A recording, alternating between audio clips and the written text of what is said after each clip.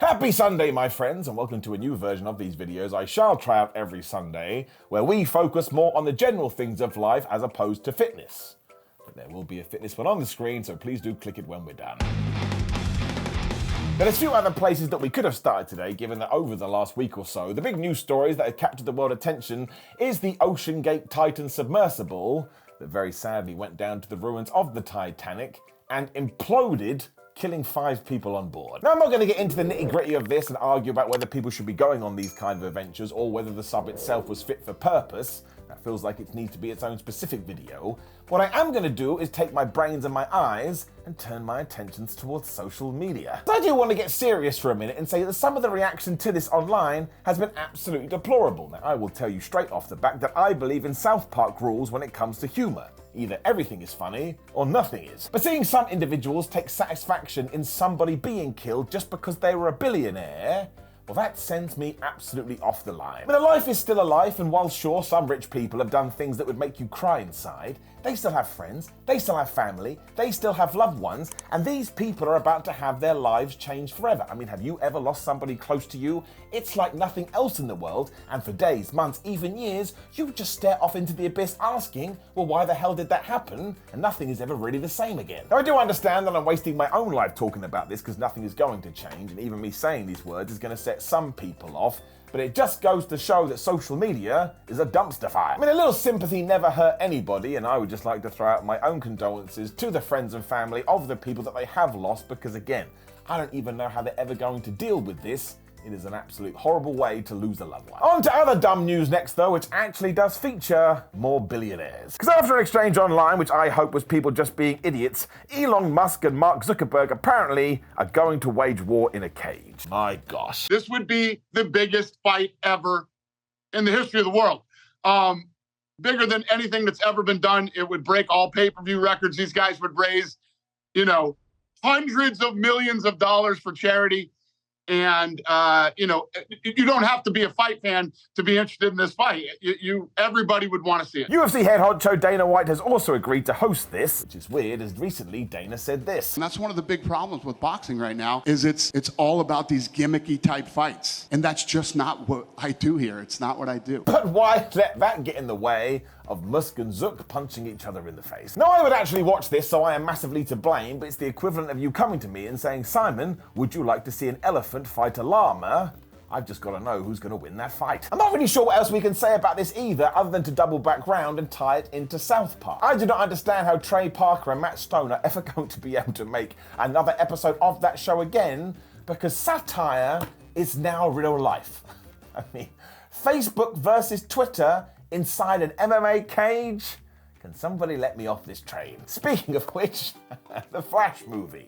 Whoops. Now, this is going to be a little bit spoiler heavy, so go away for the next 2 minutes or so if you don't want those. But I did go and see the latest entry in the DCU, and I just have absolutely no idea what's going on anymore. Now, I loved it massively because Michael Keaton did return as Batman, but because it died so much at the box office, all my hopes and dreams that one day Warner Brothers would ring up Keaton and go, oh, hi, do you want to come back properly for the Dark Knight Returns movie, is likely never going to happen. That makes me sad in my tum-tum, and I don't want to be sad in my tum-tum. You also got to question whether it was a good idea to bring back Christopher Reeve as Superman and Adam West as Batman, because obviously we did this from beyond the grave. I suppose if the families involved agreed to this, then it is okay, but when they did pop up, I was a bit like, what the flub is going on? I do have to say that I enjoyed the Nicolas Cage Easter egg as Superman, although it did make me laugh, because you would have to have watched a Kevin Smith special from around about 15 years ago. But given that we are all geeks and nerds, maybe we would have seen this.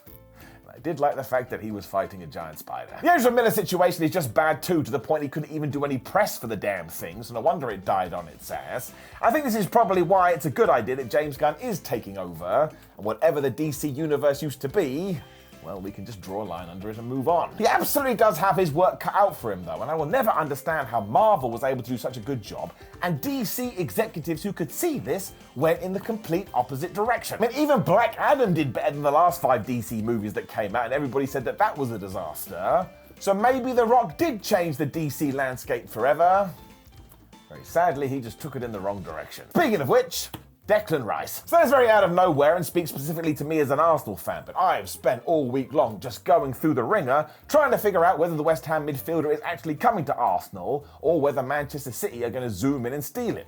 And given that I am recording this on the Friday and this is going live on a Sunday, by the time we get to the weekend, I may be a sad panda again. If this does indeed happen though and Rice goes to City, I just wanted to tell you first and foremost that I will never eat chicken and rice again out of protest. Now, as we know, that will mean I lose all of my gains.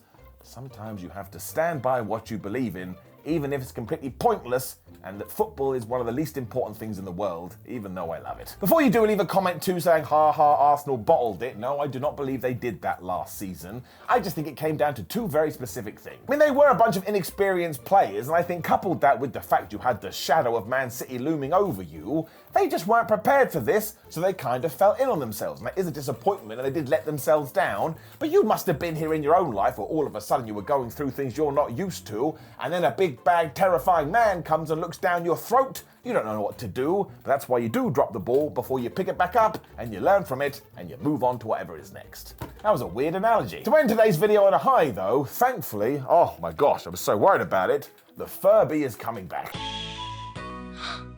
What's that? It's my Furby.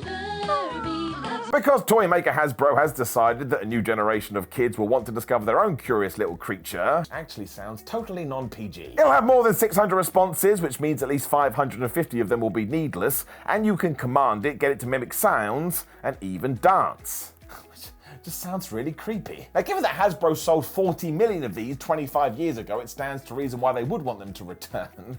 But it also made me laugh because in 2016 they came out and said, look, we're going to retire the Furby. So given that it is coming back, means it's essentially Ric Flair. It also ties into this amazing trend in 2023 where everything is nostalgia. I mean, we just talked about the Flash movie where we brought back every single version of every single superhero character ever, and now we're doing it with kids' toys too. So what I would like to happen is the television cartoon Mask to return. And if you do not remember M-A-S-K, well, it had this amazing theme tune.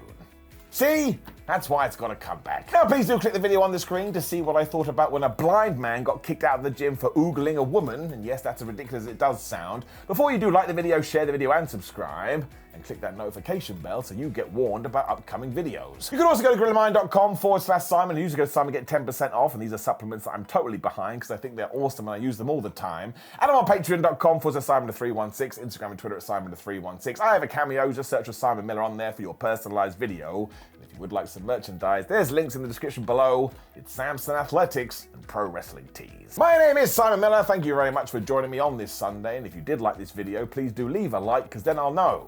I don't know about the dislikes because YouTube doesn't tell us anymore. That just means I can be a happy man. Have a great weekend. See you next week.